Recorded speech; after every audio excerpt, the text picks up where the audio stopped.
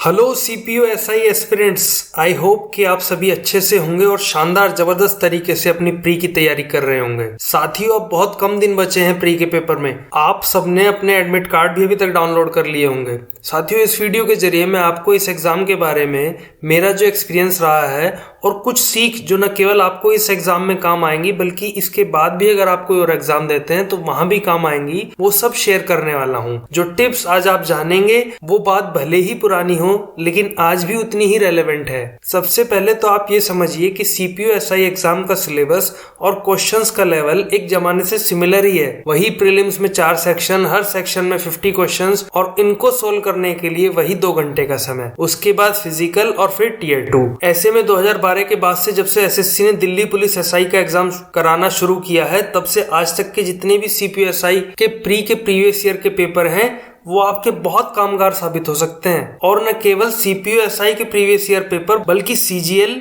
CHSL और selection post exam वाले SSC के पेपर भी आपके बहुत काम आ सकते हैं। अब चूंकि समय काफी कम है और ये पेपर आपको अटेम्प्ट कर लेने चाहिए, और जिन साथियों ने ये पेपर ऑलरेडी अटेम्प्ट कर लिए हैं वो 2012 से पहले के पेपर जो एसएससी ने कराए थे वो अटेम्प्ट कर सकते हैं। साथियों, आपके सफल और असफल होने में ये कुछ दिन बहुत ज्यादा रोल प्ले करने वाले हैं और आपका सिलेक्शन इस बात पर काफी हद तक डिपेंड करने वाला है कि आप इन बचे हुए दिनों को कैसे यूटिलाइज करते हैं और कैसे अपनी तलवार को और धारदार बनाते हैं। कुछ एक पॉइंट्स हैं जो आपको डेफिनेटली पता होंगे, फिर भी आप लोगों के साथ एक बार फिर से साझा कर लेता हूं ताकि वो साथी जो फोकस नहीं कर पा रहे हैं फिर से अपने गोल पर फोकस्ड हो जाएं। इनमें सबसे पहला तो है कि आपको कुछ भी नया नहीं पढ़ना है। नया पढ़ने से मतलब है कि आपने जो टॉपिक आज तक पढ़ा नहीं है, जो अनटच्ड है, उसको नहीं छेड़ना है। इससे न केवल आप पजल्ड हो जाएंगे बल्कि ये आपने जो पढ़ा है उसको भी बहुत बुरी तरीके से अफेक्ट करेगा। दूसरा, पिछले जितने भी इडियम और फ्रेजेस और वन वर्ड सब्स्टिट्यूशन एसएससी के सारे एग्जाम में पूछे गए हैं उनको बिल्कुल कंटेस्ट कर लो।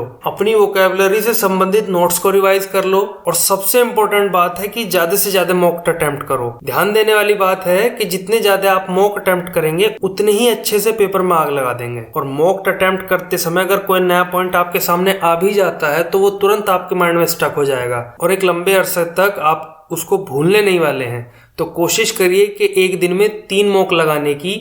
अगर संभव ना हो पाए तो कम से कम एक दिन में पूरे अनुशासन के साथ 2 मॉक आपको लगाने ही लगाने हैं। और सबसे आखिरी बात यह है कि आपको बिल्कुल भी घबराना नहीं है। इन केस आपका किसी मॉक में ऊपर नीचे हो जाते हैं, नंबर कम आ जाते हैं, तो बिल्कुल घबराना नहीं है। आपने अपने जीवन में ऐसे कई एग्जाम क्लियर किए हैं और विश्वास रखिए ये एग्जाम भी आप क्लियर कर लेंगे। So I wish you all the best. आप अच्छे से तैयारी करिए, पेपर आपका डेफिनेटली बहुत अच्छा जाने वाला है। Thank you.